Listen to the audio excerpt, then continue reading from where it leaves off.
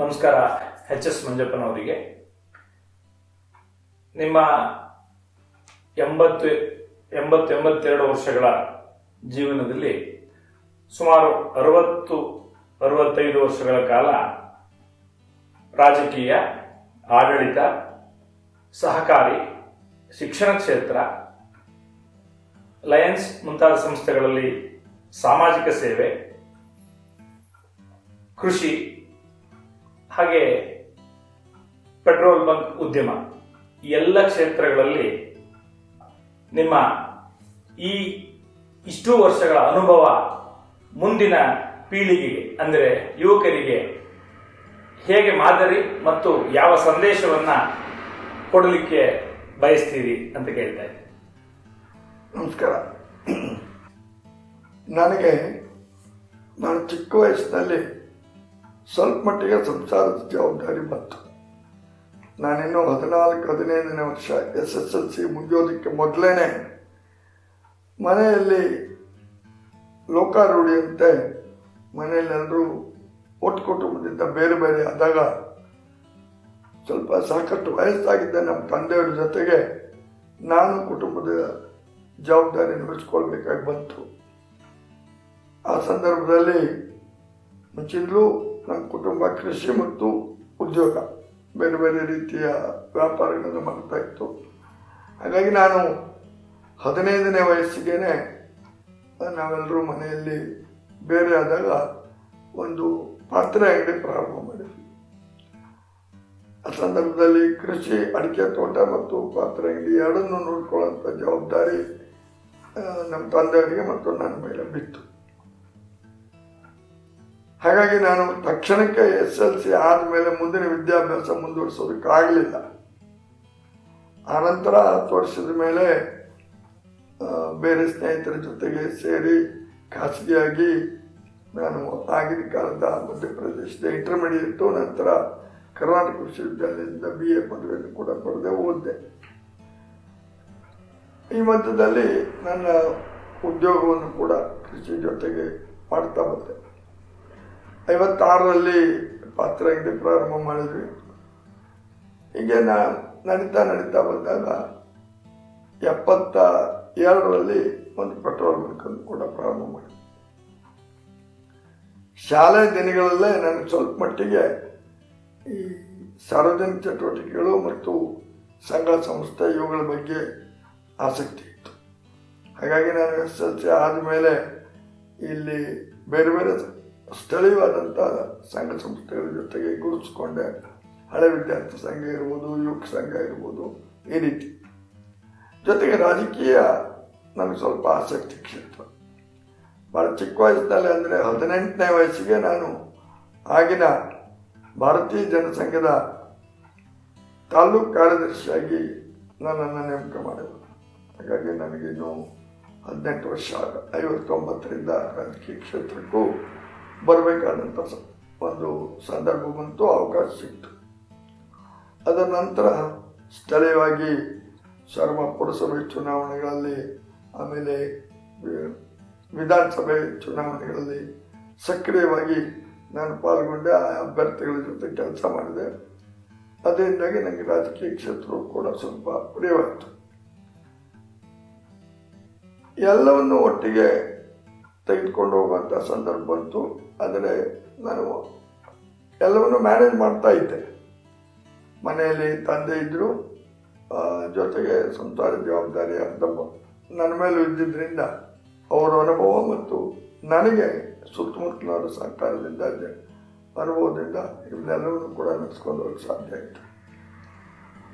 ಇದೇ ರೀತಿಯಲ್ಲಿ ಮುಂದುವರಿತಾ ಬಂದೆ.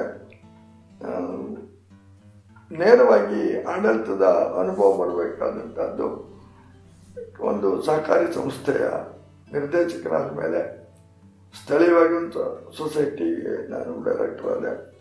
ಆಮೇಲೆ 80ನೇ ಹೊತ್ತಿಗೆ ಭಾಳ ದೊಡ್ಡ ಹೆಸರಾಂತ ಸಂಸ್ಥೆ ಮ್ಯಾಮ್ಕೋಸ್ ಇದರ ನಿರ್ದೇಶಕರಾಗುವಂಥ ಒಂದು ಅನಿರೀಕ್ಷಿತ ಸಂದರ್ಭ ಮತ್ತು ಅವಕಾಶ ನನಗೆ ಸಿಕ್ತು.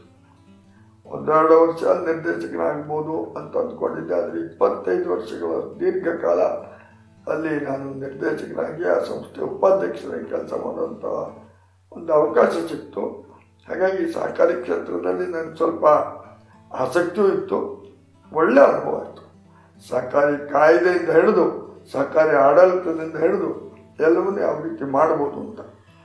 ಆ ಮ್ಯಾಮ್ಕೋ ಸಂಸ್ಥೆಯಲ್ಲಿ ನನ್ನ ಹೊಗಳಿಕೆಗೆ ಹೇಳ್ಕೊಳ್ಳೋದಲ್ಲ, ನಾನು ಶಾಶ್ವತವಾಗಿ ನೆನಪಿಡುವಂಥ ಅನೇಕ ದಾಖಲೆಗಳನ್ನು ಮಾಡುವಂಥ ಒಂದು ಸಂದರ್ಭ ಕೂಡ ಬಂತು. ಹಾಗೆ ರಾಜಕೀಯದಲ್ಲಿ ನನಗೆ ಆಸಕ್ತಿ ಇತ್ತು. ಚುನಾವಣೆಗಳಲ್ಲಿ ಬೇರೆ ಬೇರೆ ಜೊತೆ ಕೆಲಸ ಮಾಡ್ತಾ ಇದ್ದೆ. ನನ್ನ ಹಿತಚಿಂತಕರೆಲ್ಲರೂ ಕೂಡ ನಾನು ಸೊರಬ ಪುರಸಭೆಗೆ ಸ್ಪರ್ಧೆ ಮಾಡಬೇಕು ಅಂಥೇಳಿ ಒತ್ತಾಯ ಮಾಡಿದರು. 83-84 ಹೊತ್ತಿಗೆ ನಾನು ಸೊರಬ ಪುರಸಭೆಗೆ ಸ್ಪರ್ಧೆ ಮಾಡಿದೆ. ಆನಂತರ 1 ವರ್ಷದ ಮೇಲೆ ನಾನು ಅದರ ಅಧ್ಯಕ್ಷ ಆಗುವಾಗ ನಾನೊಂದು ಮಾತು ಹೇಳಿದ್ದೆ, ನನಗೆ ಅಧ್ಯಕ್ಷ ಸ್ಥಾನದ ಅಪೇಕ್ಷೆ ಇಲ್ಲ, ನಾನು ಆಗಲೇಬೇಕು ಅಂತಾದರೆ ನನಗೊಂದು 2 ವರ್ಷ ಏನಾದ್ರು ಅವಕಾಶ ಕೊಡಬೇಕು, ಅದರ ಅನುಭವ ಮಾಡ್ಕೊಳ್ಬೇಕು, ಅದು ಏನು ಅಂತೇಳಿ ಅರ್ಥ ಮಾಡ್ಕೊಳ್ಬೇಕು, ಮತ್ತು ನಾನೇನಾದ್ರು ಒಂದು ಒಳ್ಳೆಯ ಆಡಳಿತ ಕೊಡಬೇಕು ಅಂತ. ನನ್ನ ಅಪೇಕ್ಷೆ ಇದ್ದಿದ್ದು 2 ವರ್ಷ ಕೆಲಸ ಮಾಡಬೇಕು ಅಂತ. ಅದರ ವಿಚಿತ್ರ ಅಂದರೆ ನನಗೆ ಅವಕಾಶ ಸಿಕ್ಕಿದ ಮೇಲೆ ಸುಮಾರು 10 ವರ್ಷ ನನ್ನ ಸ್ಥಾನದಿಂದ ನನ್ನನ್ನು ಬದಲಾಯಿಸಲೇ ಇಲ್ಲ. ನನಗೆ ಆಗೋದೇ ಇಲ್ಲ, ನನ್ನಿಂದ ಇನ್ನು ಮುಂದುವರಿಯೋದಿಲ್ಲ ಅಂತ ಹೇಳಿದ್ರು ಕೂಡ ಕೇಳ್ದೇನೆ ನಮ್ಮ ಹಿತಚಿಂತಕರು ಸದಸ್ಯರು 10 ವರ್ಷ ಕಾಲ ನಾನು ಸೊರಬ ಪುರಸಭೆ ಅಧ್ಯಕ್ಷರ ಕೆಲಸ ಮಾಡುವಂಥ ಒಂದು ಅವಕಾಶ ಸಿಕ್ತು. ಜೊತೆಗೇನೆ ಮ್ಯಾಮ್ಕೋ ಸಂಸ್ಥೆಯಲ್ಲೂ ಇದ್ದೆ. ನನ್ನ ಉದ್ಯಮ ಪೆಟ್ರೋಲ್ ಬಂಕು ನಡೀತಿತ್ತು, ಪಾತ್ರ ಅಂಗಡಿನೂ ನಡೀತಿತ್ತು, ಜೊತೆಗೆ ಇತರೆ ಸಾರ್ವಜನಿಕ ಕ್ಷೇತ್ರದಲ್ಲೂ ಕೂಡ. ಜೊತೆಗೆ ಸಹಕಾರಿ ಕ್ಷೇತ್ರದಲ್ಲಿ ವಿಶೇಷವಾಗಿ ಅಡಿಕೆಗೆ ಸಂಬಂಧಪಟ್ಟಂಥ ಅನುಭವ ನನಗೆ ಚೆನ್ನಾಗಿದ್ದರಿಂದ ಬೇರೆ ಬೇರೆ ಅಡಿಕೆ ಸಂಸ್ಥೆಗಳನ್ನು ಪ್ರಾರಂಭ ಮಾಡೋದಕ್ಕೆ ಸಾಧ್ಯ ಆಯಿತು. ಹೀಗಾಗಿ ಕಳೆದ 60-65 ವರ್ಷದಿಂದ ಸಾರ್ವಜನಿಕವಾಗಿ ಎಲ್ಲ ರೀತಿಯ ಅನುಭವ ನನಗೆ ಬಂತು. ಇದರ ಮಧ್ಯೆನೇ 72ರಲ್ಲಿ ಸೊರಬದಲ್ಲಿ ಒಂದು ಲಯನ್ಸ್ ಕ್ಲಬ್ ಪ್ರಾರಂಭ ಮಾಡ್ತಾರೆ ಅಂತ ನನ್ನ ಸ್ನೇಹಿತರೆಲ್ಲರೂ ಹೇಳಿ ನನ್ನನ್ನು ಆ ಸಂಸ್ಥೆಗೆ ಸೇರಿಸಿದರು. ಮೊದಲು ನನಗೂ ಕೂಡ ಈ ಕ್ಲಬ್ ಅಂದರೆ ಅದು ಇನ್ಯಾವ ಥರದ್ದು ಅನ್ನುವಂಥ ಒಂದು ಸಂಶಯ ಇತ್ತು, ಆತಂಕವೂ ಇತ್ತು. ಅದರ ಆನಂತರ ಗೊತ್ತಾಯಿತು, ಇಲ್ಲ ಅದೊಂದು ಸಾರ್ವಜನಿಕ ಸೇವಾ ಸಂಸ್ಥೆ, ಸ್ವಯಂ ಸೇವಾ ಸಂಸ್ಥೆ ಅಂತ. ಹಾಗಾಗಿ 50 ವರ್ಷಗಳ ಈ ದೀರ್ಘಾವಧಿಯಲ್ಲಿ ನಾನು ಆ ಸಂಸ್ಥೆ ಜೊತೆಗೆ ಅತ್ಯಂತ ಅವಿನಾಭಾವವಾಗಿ ಆ ಸಂಬಂಧ ಇಟ್ಕೊಂಡಿದ್ದಾರೆ. ಆ ಸಂಸ್ಥೆಯಲ್ಲಿ ಅನೇಕ ಜವಾಬ್ದಾರಿ ಸ್ಥಾನಗಳನ್ನು ನಿರ್ವಹಿಸಬೇಕಾಗಿ ಬಂತು. 2003-04ರಲ್ಲಿ ನಾನು ಜಿಲ್ಲಾ ಗವರ್ನರ್ ಆಗಿದ್ದೆ. ಜಿಲ್ಲೆ ಅಂದರೆ 4 ರೆವಿನ್ಯೂ ಜಿಲ್ಲೆಗಳಿರುವಂಥ ಒಂದು ಲಯನ್ಸ್ ಜಿಲ್ಲೆ. ಶಿವಮೊಗ್ಗ, ಉಡುಪಿ, ಚಿತ್ರದುರ್ಗ ಮತ್ತು ದಾವಣಗೆರೆ, ಈ 4 ಜಿಲ್ಲೆಗಳ ವ್ಯಾಪ್ತಿ ಇರುವಂಥ ಲಯನ್ಸ್ ಜಿಲ್ಲೆಯಲ್ಲಿ ಜಿಲ್ಲಾ ಗವರ್ನರ್ ಆಗಿ ಅದೊಂದು ಭಾಳ ದೊಡ್ಡ ಹುದ್ದೆ, ದೊಡ್ಡ ಜವಾಬ್ದಾರಿ ಕೂಡ. ಇಡೀ 1 ವರ್ಷ 100 ಕ್ಲಬ್ಗಳು ಇರುವಂಥ ಈ ಜಿಲ್ಲೆಯಲ್ಲಿ ಅವಿರತವಾಗಿ ಪ್ರವಾಸ ಮಾಡಬೇಕು, ಆ ಊರುಗಳ ಮೇಲ್ವಿಚಾರಣೆ ನಡೆಸಬೇಕು, ಆ ಜವಾಬ್ದಾರಿ ಅದನ್ನು ಕೂಡ ನಿರ್ವಹಿಸಿದೆ. ಹಾಗಾಗಿ 50 ವರ್ಷಗಳಿಂದ ಆ ಸಂಸ್ಥೆಯಲ್ಲೂ ಕೂಡ ಅತ್ಯಂತ ಸಕ್ರಿಯವಾಗಿ ನಾನು ಪಾಲ್ಗೊಳ್ತಾ ಇದ್ದೇನೆ, ಕೆಲಸ ಮಾಡ್ತಾ ಇದ್ದೇನೆ.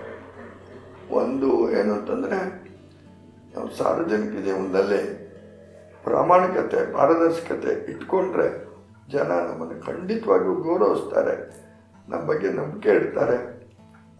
ಅದೊಂದನ್ನು ಉಳಿಸ್ಕೊಳ್ಳೋದಕ್ಕೆ ನಾನು ಎಲ್ಲ ರೀತಿಯಲ್ಲೂ ಕೂಡ ಪ್ರಯತ್ನ ಮಾಡಿದ್ದೇನೆ. ನನ್ನ ಹೊಗಳಿಕೆಗೆ ಅಂತ ಅಲ್ಲದೆ ಇದ್ದರೂ ಕೂಡ ಇದುವರೆಗೆ ನಾನು ಇದ್ದಂಥ ಕೆಲಸ ಮಾಡಿದಂಥ ಯಾವುದೇ ಸಾರ್ವಜನಿಕ ಸಂಸ್ಥೆಯಲ್ಲಿ ನನ್ನಿಂದ ಯಾವುದೇ ಲೋಪ ಆಗಿದೆ ಅನ್ನುವಂಥದ್ದು ಯಾವಾಗಲೂ ಬರಲಿಲ್ಲ. ಹಾಗಾಗಿ ನನಗೆ ಇವತ್ತು ಕೂಡ ನನಗೆ ಅನೇಕ ಸಾರಿ ಇವುಗಳನ್ನೆಲ್ಲ ಇನ್ನು ನಾನು ಕೈ ಬಿಡಬೇಕು, ನನಗೂ ವಯಸ್ಸಾಯಿತು ಅಂತ ಅಂದ್ಕೊಂಡ್ರು ಕೂಡ ಜನ ನನ್ನನ್ನು ಅಷ್ಟು ಸುಲಭವಾಗಿ ನಾನು ನಿವೃತ್ತಿ ಆಗೋದಕ್ಕೆ ಕೊಡ್ತಾ ಇಲ್ಲ. ಏನಂದರೆ ಅವರೆಲ್ಲ ನನ್ನ ಬಗ್ಗೆ ಇಟ್ಟುವಂಥ ನಂಬಿಕೆ, ವಿಶ್ವಾಸ, ನನಗೆ ಉತ್ತಮವಾದಂಥ ಪ್ರೀತಿಯನ್ನು, ವಿಶ್ವಾಸವನ್ನು ತೋರಿಸಿದ್ದಾರೆ.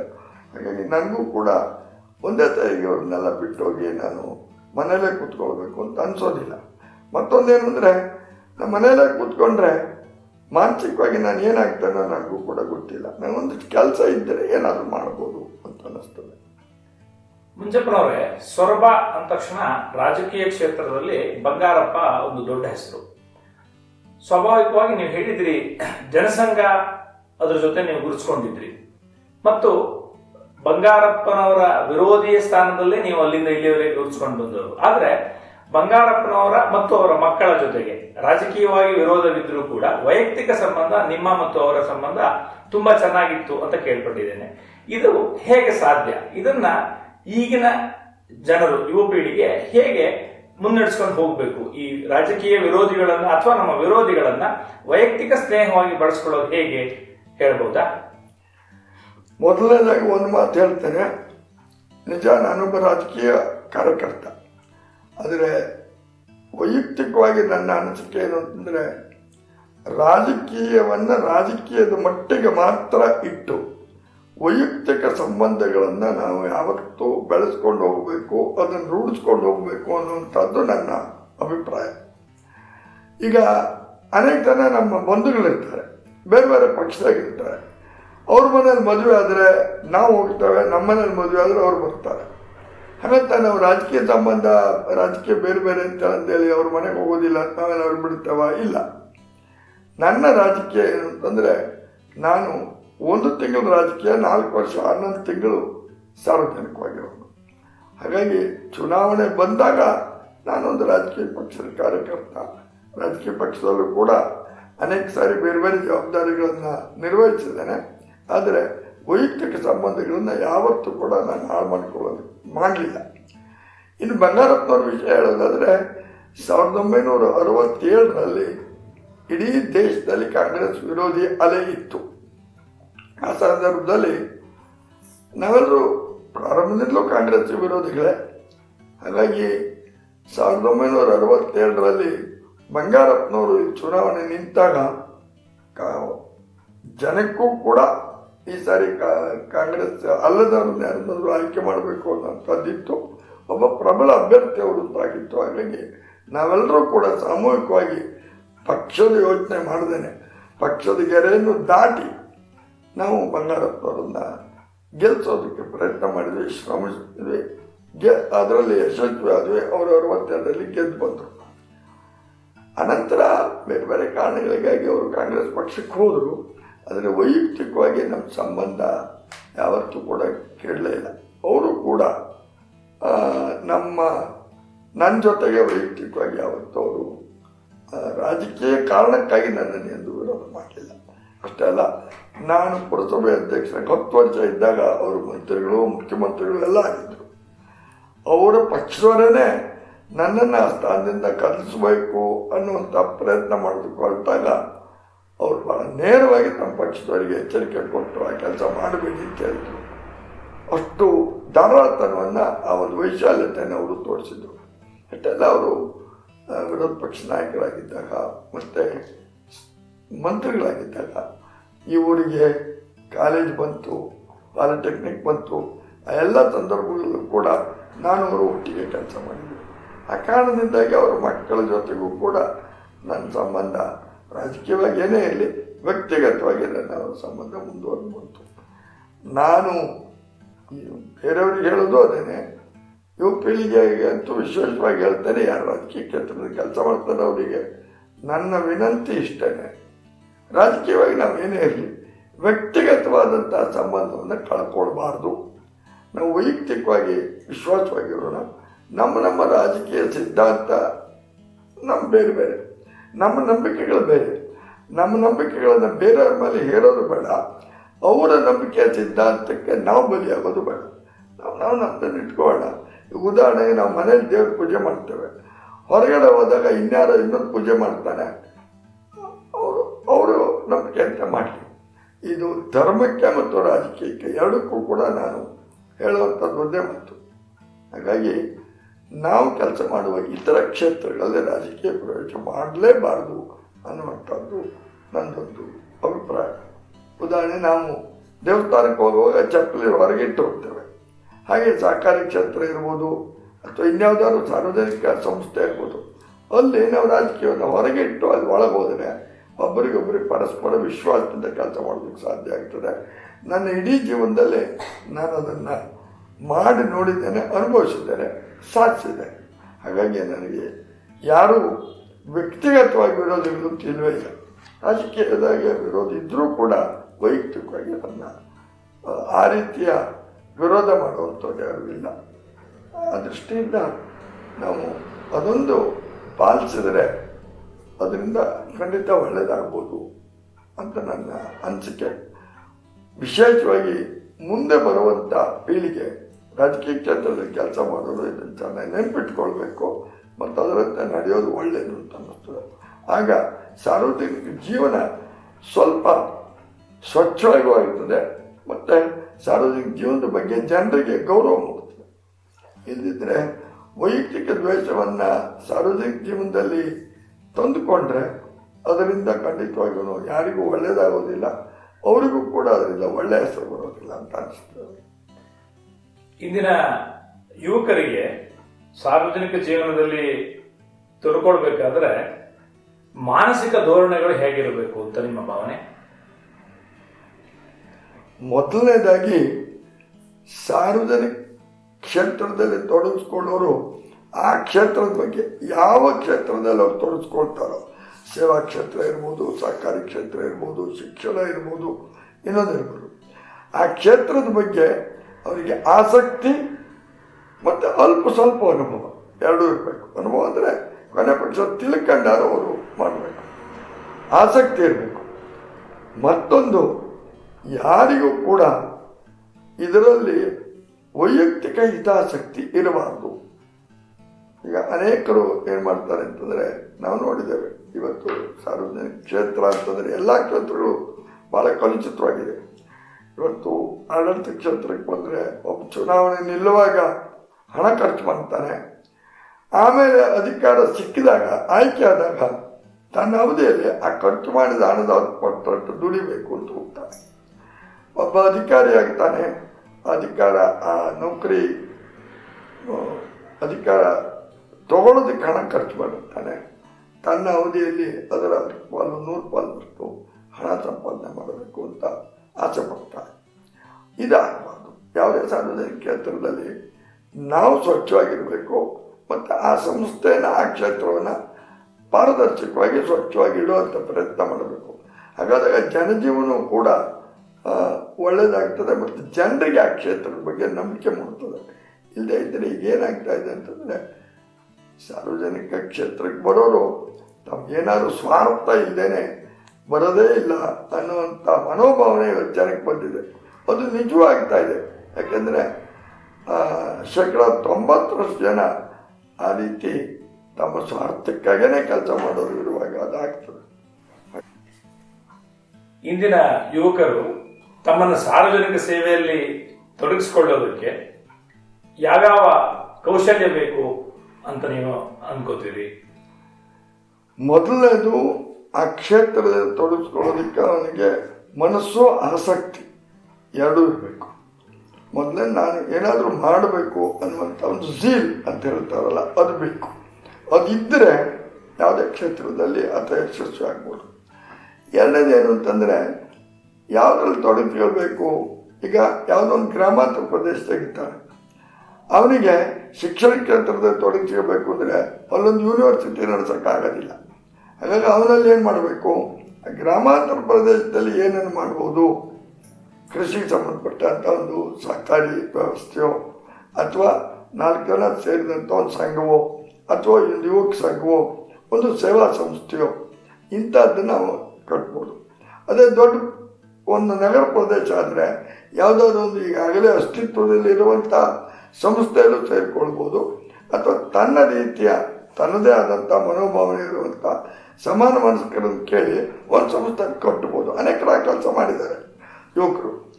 ಹಾಗೆ ಮಾಡುವಾಗಲೆಲ್ಲ ಅವರಿಗೆ 2 ಉದ್ದೇಶ ಇರಬೇಕು. ಒಂದು, ಅಲ್ಲಿ ನಿಜವಾಗಿಯೂ ಪ್ರಾಮಾಣಿಕವಾಗಿ ಸಾರ್ವಜನಿಕರಿಗೆ ಸೇವೆ ಸಲ್ಲಬೇಕು. ಎರಡನೇದು, ಯಾವುದೇ ಅಧಿಕಾರದ ಅಪೇಕ್ಷೆ ಇದೆ. ಅನೇಕರು ಏನು ಮಾಡ್ತಾರೆ ಅಂತಾರೆ, ಸಾರ್ವಜನಿಕ ಕ್ಷೇತ್ರಕ್ಕೆ ಬರಬೇಕು ಅಂತ ಅಂದ ಕೂಡಲೇ ಯಾವುದಾದ್ರು ಒಂದು ಅಧಿಕಾರ ಹಿಡಿಬೇಕು, ಆಮೇಲೆ ಸಾಧ್ಯ ಆದರೆ ಪಂಚಾಯತಿ ಸದಸ್ಯನೋ ತಾಲೂಕು ಬೋರ್ಡೋ ಜಿಲ್ಲಾ ಪಂಚಾಯತಿಯೋ ಇಂಥದ್ದಕ್ಕೆ ಅಥವಾ ಯಾವುದೊಂದು ಸೊಸೈಟಿ ಅಧ್ಯಕ್ಷ, ನನಗೊಟ್ಟಾಗಿ ಒಂದು ಹುದ್ದೆ ಬೇಕು ಅನ್ನುವಂಥ ಮನೋಭಾವನೆ ಬರೋದು ಈ ದಿವಸಗಳಲ್ಲಿ ಸ್ವಾಭಾವಿಕ. ಆದರೆ ಹುದ್ದೆಗಿಂತ ಹೆಚ್ಚಾಗಿ ಸೇವೆ ಮುಖ್ಯ, ಹುದ್ದೆ ನಂತರ. ಸೇವೆ ಮಾಡ್ತಾ ಹೋದರೆ ಹುದ್ದೆ ತನ್ನಿಂದ ತಾನೇ ಬರುತ್ತೆ. ಇದು ನನ್ನ ಜೀವನದ ಅನುಭವ. ನಾವು ಆ ಕ್ಷೇತ್ರದಲ್ಲಿ ಯಾವುದೋ ಸಂಸ್ಥೆಯಲ್ಲಿ ತೊಡಗಿಸ್ಕೊಂಡ್ರೆ, ನಾವಲ್ಲಿ ಸಕ್ರಿಯವಾಗಿ ಕೆಲಸ ಮಾಡಿದರೆ, ಪ್ರಾಮಾಣಿಕವಾಗಿ ಕೆಲಸ ಮಾಡಿದರೆ, ದಕ್ಷತೆಯಿಂದ ಕೆಲಸ ಮಾಡಿದರೆ ಸ್ವಾಭಾವಿಕವಾಗಿ ಇವನನ್ನು ಈ ಹುದ್ದೆ ಪರಿಗಣಿಸ್ಬೋದು ಅಂತ ಬೇರೆಯವರು ಹೇಳಬೇಕು. ಆ ರೀತಿ ನಾವು ಆ ಒಂದು ಪರಿಸ್ಥಿತಿ ನಿರ್ಮಾಣ ಮಾಡಿದರೆ ಖಂಡಿತವಾಗೂ ನಮ್ಮ ಹುದ್ದೆ ನಮ್ಮಿಂದ ಬಂದೇ ಬರ್ತದೆ.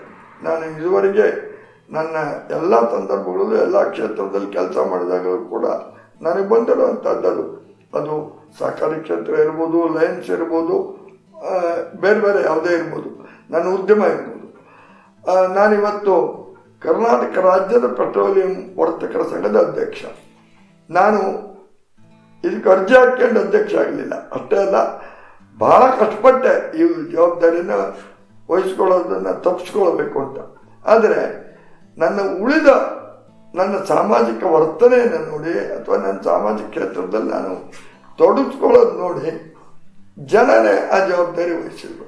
ಹಾಗಾಗಿ ನಾವು ಸಾರ್ವಜನಿಕ ಕ್ಷೇತ್ರಕ್ಕೆ ಹೋಗ್ಬೇಕು ಅಂತಂದರೆ ಅಲ್ಲಿ ನನಗೇನು ದೊರೀತದೆ ಅನ್ನೋದಕ್ಕೆ ಹೆಚ್ಚಿಗೆ ನಾನೇನು ಕೊಡಬಲ್ಲೆ ಆ ಕ್ಷೇತ್ರಕ್ಕೆ ಅನ್ನೋದನ್ನು ಯೋಚನೆ ಮಾಡಿದರೆ ಖಂಡಿತವಾಗಿಯೂ ಅದು ಒಳ್ಳೆಯದು ಆಗ್ತದೆ, ಅಭಿವೃದ್ಧಿ ಆಗ್ತದೆ, ತನ್ಮೂಲಕ ಸಮಾಜಕ್ಕೂ ಒಳ್ಳೆಯದು.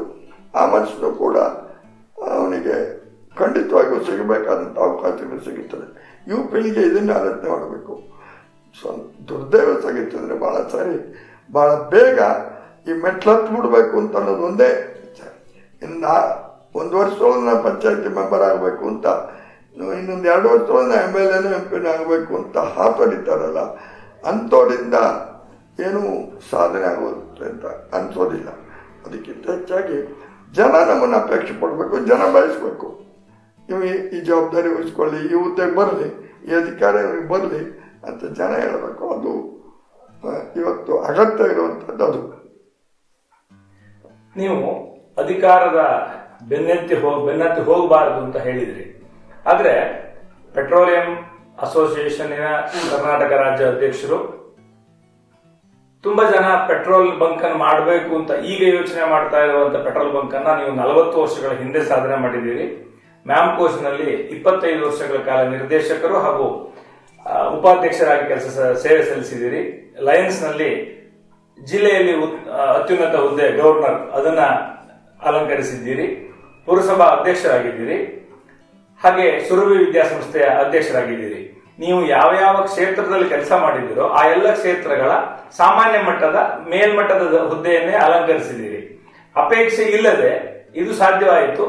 ಇದಕ್ಕೆ ಈಗಿನ ಯುವಕರಿಗೆ ಕಿವಿ ಮಾತೇನು? ಮೊದಲೇ ಹೇಳಿದ್ನಲ್ಲ, ಅದೇನೆ ಮೊದಲನೇದು, ಯಾವುದೇ ಸಂಸ್ಥೆಯಲ್ಲಿ ಅತ್ಯಂತ ಆಸಕ್ತಿಯಿಂದ ಕೆಲಸ ಮಾಡಬೇಕು, ಸಕ್ರಿಯವಾಗಿ ತೊಡಗಿಸ್ಕೊಳ್ಬೇಕು. ಬೀಚಿ ಒಂದು ಮಾತು ಹೇಳ್ತಾರೆ, ಬಹಳ ಚೆನ್ನಾಗಿದೆ. ನಾನು ಬಾವಿ ಆಡ್ತಾನೆ ಅಂತಂದರೆ ಅರ್ಧ ಆಡಕ್ಕೆ ಸಾಧ್ಯ ಇಲ್ಲ ಅಂತ. ಒಂದು ಬಾವಿ ಕಟ್ಟೆ ಮೇಲಿರಬೇಕು, ಇಲ್ಲದಿದ್ರೆ ಬಾವಿ ಒಳಗಿರಬೇಕು. ಭಾಳ ಜನ ಏನು ಮಾಡ್ತಾರೆ ಅಂತಂದರೆ ಒಂದಿಷ್ಟು ಹೊತ್ತು ಕೆಲವು ದಿವಸ ಆ ಸಂಸ್ಥೆಯಲ್ಲಿ ಒಳ್ಳೆ ಕೆಲಸ ಮಾಡ್ತಾರೆ. ಆಮೇಲೆ ಅವರಿಗಲ್ಲಿ ಏನೂ ತೊಂದರೆ ಆಗಿರೋದಿಲ್ಲ, ಡಿಸ್ಕರೇಜ್ ಆಗೋದಿಲ್ಲ. ಆದರೆ ಅವರಾಗಿ ಅವ್ರು ಡಿಸ್ಕರೇಜ್ ಆಗಿಬಿಡ್ತಾರೆ. 10 ದಿವಸ ಕೆಲಸ ಮಾಡ್ತಾರೆ, ಆಮೇಲೆ ನಿಧಾನವಾಗಿ ಬೇರೆ ದಿಕ್ಕಿಗೆ ಆಕರ್ಷಿತರಾಗ್ತಾರೋ ಅಥವಾ ಇನ್ನೇನೋ ಒಂದು ಇದನ್ನು ಬಿಟ್ಬಿಡ್ತಾರೆ. ಅದಾಗಬಾರ್ದು.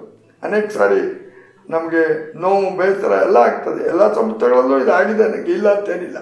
ಅಯ್ಯೋ ನನಗೆ ಯಾಕೆ ಬೇಕು, ಇದು ಬಿಟ್ಟು ಹೋಗ್ಬಿಡೋಣ ಅಂತ ಅನ್ನಿಸ್ತದೆ. ಆದರೆ ನಮ್ಮ ಮೂಲ ಉದ್ದೇಶ ಸಾಧನೆ ಆಗಬೇಕು ಅಂತಾದರೆ ನಾವು ಅಧಿಕಾರ ಹಿಡ್ಕೊಂಡು ಗಟ್ಟಿಯಾಗಿ ಕುತ್ಕೊಳ್ಬೇಕು ಅಂತಲ್ಲ. ಆದರೆ ನಾವು ಯಾವ ಉದ್ದೇಶದಿಂದ ಆ ಜವಾಬ್ದಾರಿ ವಹಿಸ್ಕೊಂಡಿದ್ದೇವೋ ಆ ಉದ್ದೇಶ ಸಾಧನೆ ಆಗಬೇಕು ಅಂತಂದರೆ ಸಣ್ಣ ಪುಟ್ಟ ಅನೇಕ ತೊಡಕುಗಳು ಎದುರಿಗೆ ಬಂದೇ ಬರ್ತದೆ, ಅಡಚಣೆಗಳು, ಅನಿವಾರ್ಯತೆಗಳು ಬಂದೇ ಬರ್ತದೆ. ಆದರೆ ಅಂಥವನ್ನೆಲ್ಲವನ್ನು ಎದುರಿಸಿ ನಾವು ಹೋದರೆ ಖಂಡಿತವಾಗಿಯೂ ನಾವು ಜನ ನಮ್ಮನ್ನು ಬೆಂಬಲಿಸ್ತಾರೆ. ಈ ವಿಶೇಷವಾಗಿ ಯುವ ಪೀಳಿಗೆ ಆ ರೀತಿ ಧೃತಿಗೆಡದೆ ಯಾವುದೇ ರೀತಿಯಲ್ಲಿ ಬರ್ಬೋದಾದಂಥ ಅಂಥ ಸಣ್ಣ ಪುಟ್ಟ ಅನಾನುಕೂಲತೆಗಳನ್ನು ಎದುರಿಸಿ ಸಕ್ರಿಯವಾಗಿ ಪ್ರಾಮಾಣಿಕವಾಗಿ ಕೆಲಸ ಮಾಡಬೇಕು. ಅಂದರೆ ತೊಡಗಿಸ್ಕೊಂಡ್ರೆ ಖಂಡಿತವಾಗಿಯೂ ಏನು ತೊಂದರೆ ಆಗುತ್ತೆ. ಶಿಕ್ಷಣ ಕ್ಷೇತ್ರದಲ್ಲಿ ಈಗ ಸುರಭಿ ವಿದ್ಯಾಸಂಸ್ಥೆಯ ಅಧ್ಯಕ್ಷರಾಗಿದ್ದೀರಿ, ಲಯನ್ಸ್ ವಿದ್ಯಾಸಂಸ್ಥೆಯನ್ನ ಕಟ್ಟಿ ಬೆಳೆಸಿದ್ದೀರಿ. ಈಗ ನಿಮ್ಮ ಸೇವೆ ಯಾವ ರೀತಿ ಇದೆ ಹಾಗೂ ಈಗ ಏನು ಆಗ್ಬೇಕಾಗಿದೆ, ಇನ್ನು ಮುಂದೆ ಆಗ್ಬೇಕಾಗಿರೋದು ನಿಮ್ಮ ನಿರೀಕ್ಷೆ ಪ್ರಕಾರ ಏನು? ವಿಶೇಷವಾಗಿ ಶಿಕ್ಷಣ ಕ್ಷೇತ್ರದಲ್ಲಿ ಬಹಳ ದೊಡ್ಡ ನನ್ನ ಪಾತ್ರ ಏನಿಲ್ಲ. ಆದರೆ ಇವತ್ತು ಶೈಕ್ಷಣಿಕ ಮಟ್ಟ ಏನಾಗ್ತಾ ಇದೆ ಅಂತಂದ್ರೆ, ನಮ್ಮ ಕಾಲದಲ್ಲಿ ಇದ್ದಂಥ ಶಿಕ್ಷಣದ ರೀತಿಗೂ ಇವತ್ತಿನ ಶಿಕ್ಷಣದ ರೀತಿಗೂ ತುಂಬ ವ್ಯತ್ಯಾಸ ಇದೆ. ಇವತ್ತು ಎಲ್ಲವೂ ಕೂಡ ಸ್ವಲ್ಪ ಮಟ್ಟಿಗೆ ಸ್ಪೂನ್ ಫೀಡಿಂಗ್ ರೀತಿಯಲ್ಲಿ ನಡೀತಾ ಇದೆ. ನಮ್ಮ ಕಾಲದಲ್ಲಿ ಒಂದು 60-75% ಮಾರ್ಕ್ಸ್ ತೆಗೆದು ಅಂತಂದರೆ ಅತ್ಯಂತ ಬುದ್ಧಿವಂತ ಅಂತ. ಇವತ್ತು 90 ತಗೊಂಡವನು ಸಾಮಾನ್ಯ, 96, 98, 99 ಸಾಧ್ಯ ಆದ 100 ತಗೊಂಡ್ರೆ ಮಾತ್ರ ಅವನು ಭಾಳ ಬುದ್ಧಿವಂತ ಅಂತ. ಆದರೆ ನನಗೆ ಭಾಳ ಸಾರಿ ಬೇಸರ ಆಗ್ತದೆ, 99% ಮಾರ್ಕ್ಸ್ ತಗೊಂಡಿರ್ತಾರೆ. ಯಾವುದರಲ್ಲಿ? ಅವನು ಪರೀಕ್ಷೆಯಲ್ಲಿ ಟೆಕ್ಸ್ಟ್ ಬುಕ್ನಾಗೆ, ಜೀವನದ ಉಳಿದ ಪರೀಕ್ಷೆಗಳಲ್ಲಿ ಆತ 35. ಅಂದರೆ ಬೇರೆ ಬೇರೆ ಕ್ಷೇತ್ರಗಳಲ್ಲೂ ಕೂಡ ಆತ ಪರಿಣಿತಿ ಸಂಪಾದನೆ ಮಾಡಬೇಕು ಅಂತಂದರೆ ಆ ರೀತಿಯ ಶಿಕ್ಷಣ ಕೌಶಲ್ಯ, ಬರೇ ಪುಸ್ತಕದ ಹುಳುಗಳಾಗಿ ಬುಕ್ವರ್ಮ್ ಆಗಿ ಇರೋದಕ್ಕಿಂತ, ಅಥವಾ ಯಾವ ಸಬ್ಜೆಕ್ಟ್ ಇದೆ ಆ ಸಬ್ಜೆಕ್ಟ್ನಾಗ ಮಾತ್ರ ಆತ ಬುದ್ಧಿವಂತ ಆಗಬಾರ್ದು, ಜೀವನದ ಎಲ್ಲ ರಂಗಗಳಲ್ಲೂ ಕೂಡ ಆತ ಅನುಭವ ಪಡಿಬೇಕು, ಅಂಥ ಶಿಕ್ಷಣ ದೊರಕಬೇಕು. ಮತ್ತು ಇವತ್ತು ಮೆಕಾಲೆ ಪದ್ಧತಿ ಶಿಕ್ಷಣಕ್ಕಿಂತ ನಮ್ಮ ರಾಷ್ಟ್ರೀಯ ಭಾವನೆಗಳನ್ನು ಉದ್ದೀಪನಗೊಳಿಸುವಂಥ ಶಿಕ್ಷಣ ಆಗಬೇಕು ಅನ್ನುವಂಥದ್ದು ನನ್ನ ಅಭಿಪ್ರಾಯ. ನಮಗೆ ಅನೇಕ ಈಗಿನ ಪೀಳಿಗೆಯವರಿಗೆ ರಾಮಕೃಷ್ಣ ಮಹಾಭಾರತ ಇಂಥದನ್ನು ದಿನ ಟಿ ವಿಲಿ ನೋಡಿ ಮತ್ತೊಂದು ಕಲಿತಾರೆ. ಆದರೆ ಅನೇಕ ಈ ದೇಶಕ್ಕಾಗಿ ಜೀವ ತೆತ್ತಂಥವ್ರನ್ನ ಮರ್ತೇ ಬಿಟ್ಟಿದ್ದಾರೆ. ಮತ್ತು ಈ ದೇಶಕ್ಕಾಗಿ ಬರೀ ಶ್ರಮ ಹಾಕಿದವರು ಅಂತಲ್ಲ, ಈ ದೇಶದ ಏಳಿಗೆ ಕೆಲಸ ಮಾಡಿದಂಥ ಎಲ್ಲ ರೀತಿಯವರು, ಅವರು ಧಾರ್ಮಿಕ ಮುಖಂಡರಿರ್ಬೋದು, ಸಾಮಾಜಿಕ ಮುಖಂಡರಿರ್ಬೋದು, ರಾಜಕೀಯ ಮುಖಂಡರಿರ್ಬೋದು, ಇತರೆ ರೀತಿಯಲ್ಲಿ ಕೆಲಸ ಮಾಡಿದಂಥವ್ರನ್ನ ನಾವು ಭಾಳ ಸಾರಿ ಮಾಡಿದ್ದೇವೆ. ಅವರ ಜೀವನ ಚರಿತ್ರೆ ನಾವು ಓದೋದೇ ಇಲ್ಲ. ಅದು ಕ್ರೀಡೆ ಇರ್ಬೋದು, ಮತ್ತೊಂದು ಇರ್ಬೋದು, ಅವ್ರ ಜೀವನ ಚರಿತ್ರೆ ನಾವು ಓದೋದೇ ಇಲ್ಲ, ಅದು ಲಭ್ಯವೂ ಇಲ್ಲ. ಅದರ ಬದಲಿಗೆ ಇವತ್ತು ಈಗಿನ ತಾಂತ್ರಿಕ ವಿದ್ಯಾಭ್ಯಾಸವೇ ಭಾಳ ಗಣನೀಯವಾದಂಥದ್ದು. ಒಂದು ಕಾಲ ಇತ್ತು, ಈಗ ಒಂಚೂರು ಅದು ಕಡಿಮೆ ಆಗಿದೆ. PUC ಆದ್ಮೇಲೆ ನೀನೇನು ಮಾಡ್ತಾ ಇದ್ರೆ ಇಂಜಿನಿಯರ್ ಆಗಬೇಕು, ಇಲ್ಲ ಡಾಕ್ಟರ್ ಆಗಬೇಕು, ಇವೆರಡೇ ಇತ್ತು. ಇವೆರಡೇ ಕ್ಷೇತ್ರ ಅಲ್ಲ, ಈಗ ಬೇಕಾದಷ್ಟು ಬೇರೆ ಬೇರೆ ಕ್ಷೇತ್ರಗಳಿದೆ. ನಾನು ಇವತ್ತಿಗೂ ಅದು ಹೇಳ್ತೇನೆ, ನಮ್ಮ ಭಾಗದಲ್ಲಿ ಹೇಳೋದಾದ್ರೆ IAS ಮಾಡಿದ್ರೆ ಎಷ್ಟು ಜನ ಇದ್ದಾರೆ? ನಾನು ಇಂಜಿನಿಯರಿಂಗ್ ಮಾಡಬಾರ್ದು ಅಂತ ಹೇಳೋದಿಲ್ಲ, ವೈದ್ಯಕೀಯ ಶಿಕ್ಷಣ ಪಡಿಬಾರ್ದು ಅಂತ ಹೇಳೋದಿಲ್ಲ. ನಮಗೆ ಇವತ್ತು ಕೊಡಗು ಜಿಲ್ಲೆಯಲ್ಲಿ, ಒಂದು ಜಿಲ್ಲೆಯಲ್ಲಿ ಎಷ್ಟು ಜನ ಸೈನಿಕ ಸೇರೋರು ಇದ್ದಾರೆ? ಹರಿಯಾಣದಲ್ಲಿ, ಹಿಮಾಚಲ ಪ್ರದೇಶದಲ್ಲಿ, ಪಂಜಾಬ್ನಲ್ಲಿ ಎಷ್ಟು ಜನ ಸೈನಿಕರು ಇರ್ತಾರೆ? ನಮ್ಮಲ್ಲಿ ಅಕಸ್ಮಾತ್ ಎಲ್ಲೋ ಒಬ್ಬ, ಇಡೀ ತಾಲೂಕಿಗೆ ಒಬ್ಬನೋ ಇಬ್ಬನೋ ಸೈನಿಕ ಹೋಗ್ಬೋದು. ಇಡೀ ತಾಲೂಕಿಗೆ ಒಬ್ಬನೋ ಇಬ್ಬರೋ IAS IFS ಈ ಕಾಂಪಿಟೇಟಿವ್ ಎಕ್ಸಾಮಿನೇಷನ್ಗಳಿಗೆ ಕೂತ್ಕೊಳ್ಳೋದು. ಉಳಿದವರು ಯಾರಿಗೂ ಅದ್ರ ಮೇಲೆ ಆಸಕ್ತಿ ಇಲ್ಲ. ಅದನ್ನ ಶಿಕ್ಷಣ ಅಂತಂದರೆ ಆ ರೀತಿಯ ಬೇರೆ ಬೇರೆ ಕ್ಷೇತ್ರಗಳಲ್ಲಿ ಕೆಲಸ ಮಾಡುವಂಥದ್ದು. ಬರೀ ಡಿಗ್ರಿ ಅವನ ಹೆಸರಿನ ಮುಂದೆ 4 ಡಿಗ್ರಿ ಇದ್ಬಿಟ್ಟು ಆ ಕ್ಷಣಕ್ಕೇನೆ ಅವನೊಬ್ಬ ಭಾರಿ ಶಿಕ್ಷಣ ಪಡೆದ ವ್ಯಕ್ತಿ ಅಂತಲ್ಲ. ಏನು ಇಲ್ಲದೆ ಇದ್ದರೂ ಅವನು ಯಾವ್ದಾದ್ರು ಒಂದು ಕ್ಷೇತ್ರದಾಗೆ ತುಂಬ ಚೆನ್ನಾಗಿ ಕೆಲಸ ಮಾಡಿದರೆ, ಅದರಲ್ಲಿ ಶಿಕ್ಷಣ ಪಡೆದ್ರೆ, ಅದರಲ್ಲಿ ಅನುಭವ ಪಡೆದ್ರೆ ಅದು ಉತ್ತಮವಾದಂಥ ಶಿಕ್ಷಣ ನಾನು ಭಾವಿಸ್ತೇನೆ. ನಿಮ್ಮ ಇಷ್ಟು ವರ್ಷಗಳ ಸುದೀರ್ಘ ಜೀವನದಲ್ಲಿ ನಿಮ್ಮ ಮೇಲೆ ಪ್ರಭಾವ ಬೀರಿದಂಥವ್ರು ಯಾರಾದರೂ ಇದ್ದಾರಾ? ಒಮ್ಮೆ ಇದ್ದರೆ ಅವರ ವಿಶೇಷತೆ ಏನು? ಪ್ರಭಾವ ಅಂತಾರೆ ಯಾವ ಕ್ಷೇತ್ರ, ಬೇರೆ ಬೇರೆ ಕ್ಷೇತ್ರದ ಬೇರೆ ಬೇರೆ ಪ್ರಭಾವ ಬೀರಿದ್ದಾರೆ. ಈಗ ಉದಾಹರಣೆಗೆ ರಾಜಕೀಯ ಕ್ಷೇತ್ರದಲ್ಲಿ ನನಗೆ ಅನೇಕರು ಪ್ರಭಾವ ಬೀರಿದ್ದಾರೆ.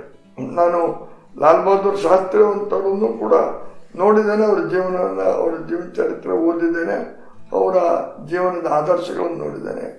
ಅದೇ ರೀತಿಯಲ್ಲಿ ವಾಜಪೇಯಿ ಅವರು ಇರ್ಬೋದು, ಅಡ್ವಾಣಿ ಅವರು ಇರ್ಬೋದು, ಅಥವಾ ದೀನದಯಾಳ್ ಉಪಾಧ್ಯಾಯರು ಇರ್ಬೋದು, ಅಂಥವರೆಲ್ಲರ ಒಂದು ಜೀವನದ ಆದರ್ಶಗಳನ್ನು ನಾನು ನೋಡಿದ್ದೇನೆ. ರಾಜಕೀಯವಾಗಿ ಸಹಕಾರಿ ಕ್ಷೇತ್ರದಲ್ಲೂ ಕೂಡ ಅನೇಕ ಜನ ಸಹಕಾರಿ ಧುರೀಣರ ಜೊತೆಗೆ ಕೆಲಸ ಮಾಡುವಂಥದ್ದು, ಅವ್ರು ಮಾಡೋಂಥ ರೀತಿಯಲ್ಲಿ ಕೆಲಸ ಮಾಡೋದಕ್ಕೆ ಪ್ರಯತ್ನ ಮಾಡಿದ್ದೇನೆ.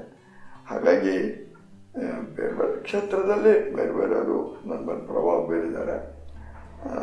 ನಿರ್ದಿಷ್ಟವಾಗಿ ಇಂಥವರೇ ನನ್ನ ಪ್ರಭಾವ ಬೀರಿದ್ರು ಅಂತಿದ್ದಿಲ್ಲ. ರಾಷ್ಟ್ರೀಯತೆಯ ಆಧಾರದ ಮೇಲೆ ಜೀವನ ಮಾಡಬೇಕು ಅನ್ನುವಂಥದ್ದು, ರಾಷ್ಟ್ರೀಯತೆ ಅನ್ನುವಂಥದ್ದು ನಮ್ಮ ಉಸಿರಾಗಬೇಕು ಅನ್ನುವಂಥದ್ದು ನನ್ನ ಭಾವನೆ. ಹಾಗಾಗಿ ಆ ರೀತಿ ರಾಷ್ಟ್ರೀಯತೆಯ ಆಧಾರದ ಮೇಲೆ ಕೆಲಸ ಮಾಡಿದರೆ ಎಲ್ಲರೂ ಕೂಡ ನನ್ನ ಮೇಲೆ ಪ್ರಭಾವ ಬೀರಿದ್ದಾರೆ. ನಿರ್ದಿಷ್ಟವಾಗಿ ಯಾರೋ ಒಬ್ಬರೇ ಇಬ್ಬರೇ ಇದ್ದೇನೆ. ನಿಮಗೆ ರಾಜಕೀಯ ಕ್ಷೇತ್ರದಲ್ಲಿ ತುಂಬ ಜನರ ಒಡನಾಟ ಇದೆ.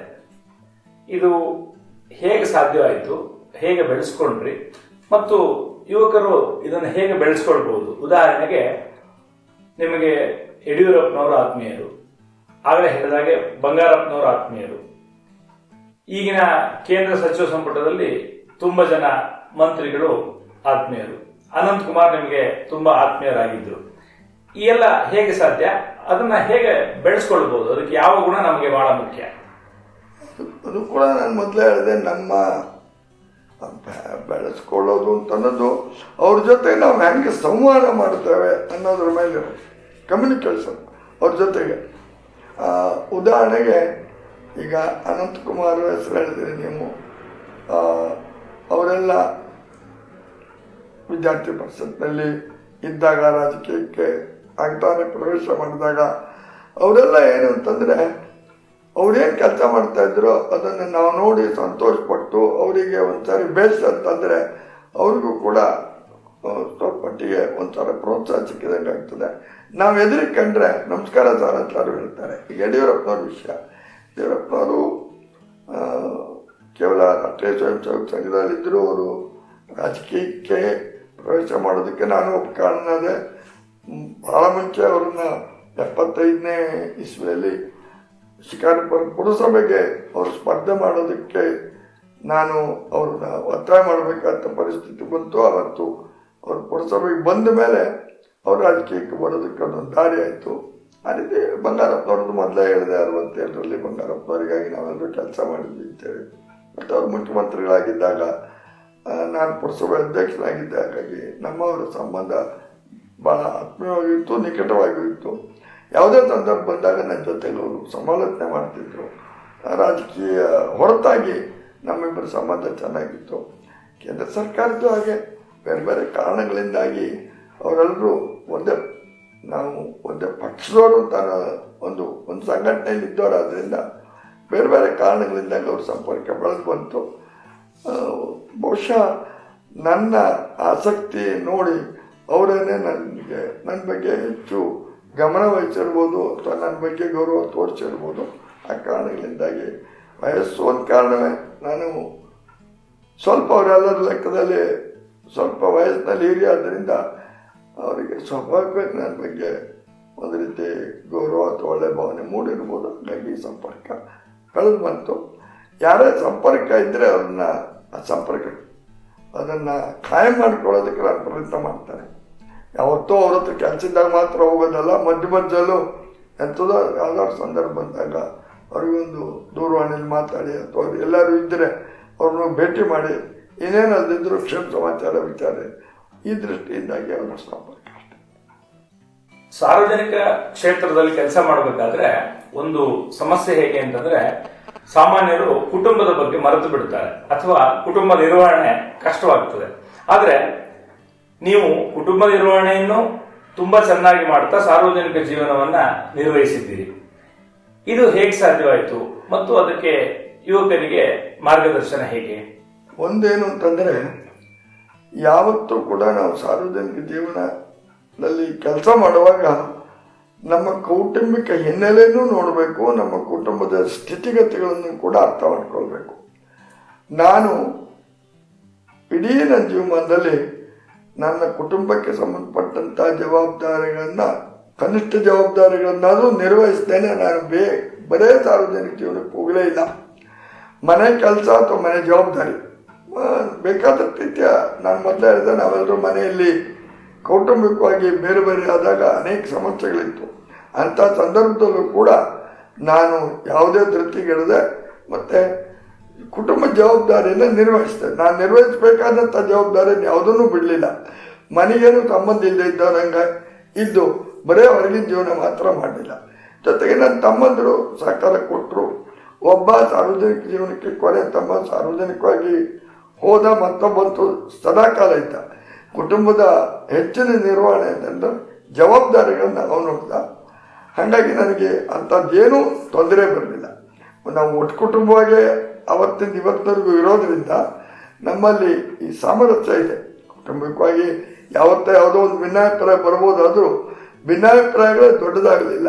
ನಮ್ಮ ಕುಟುಂಬ ಆ ದೃಷ್ಟಿಯಿಂದ ಬೇರೆಯವರು ನೋಡಿ ಹೌದು ಅನ್ನುವಂಥ ರೀತಿಯಲ್ಲಿ ನಾವು ಕೌಟುಂಬಿಕವಾಗಿ ನಾವು ಎಲ್ಲರೂ ಆ ರೀತಿ ವರ್ತನೆ ಮಾಡ್ತಾ ಇದ್ದೇವೆ. ಹಾಗಾಗಿ ನನ್ನ ಕುಟುಂಬಕ್ಕೆ ನಂಗೆ ಏನು ಸಂಬಂಧ ಇದ್ದೆ, ನನಗೆ ಇಲ್ಲೇನು ನಡೀತೋ ಅದು ನಂಗೆ ಗೊತ್ತೇ ಇದ್ದಂಗೆ ಆಗಲೇ ಇಲ್ಲ. ನನ್ನ ಈಗ ಉದ್ಯಮ 50-60 ವರ್ಷ ಅಂಗಡಿ ನಡೆಸಿದ್ದು ಅಂತ ಹೇಳಿದ್ವಿ. ಕೃಷಿ ಕ್ಷೇತ್ರ ಇರ್ಬೋದು. ನಾನು ಬರೀ ಹೊರಗೆ ಮಾತ್ರ ಓಡಾಡ್ಕೊಂಡು ಯಾವತ್ತೋ ಒಂದು ತಿಂಗಳಿಗೆ 15 ದಿವಸಕ್ಕೂ ಮನೆಗೆ ಬಂದೆ, ಮನೇಲಿ ಏನೂ ನೋಡಲೇ ಇಲ್ಲ ಅಂತ ಆಗಲೇ ಇಲ್ಲ. ಮನೆ ಜವಾಬ್ದಾರಿಗಳನ್ನು ನನ್ನ ಸಾಧ್ಯದಟ್ಟು ನಾನು ನಿರ್ವಹಿಸಿದೆ. ಜೊತೆಗೆ ಕುಟುಂಬದ ಸಹಕಾರ ನನಗೆ ತುಂಬ ಚೆನ್ನಾಗಿ ಸಿಕ್ತು. ನನ್ನ ಸಾರ್ವಜನಿಕ ಜೀವನಕ್ಕೆ ಅವ್ರು ಯಾರೂ ಅಡ್ಡಿ ಬರಲೇ ಇಲ್ಲ. ಎಲ್ಲರೂ ಬೆಂಬಲ ಕೊಟ್ಟರು, ಸಂತೋಷಪಟ್ಟರು, ಹೆಮ್ಮೆ ಪಟ್ಟರು.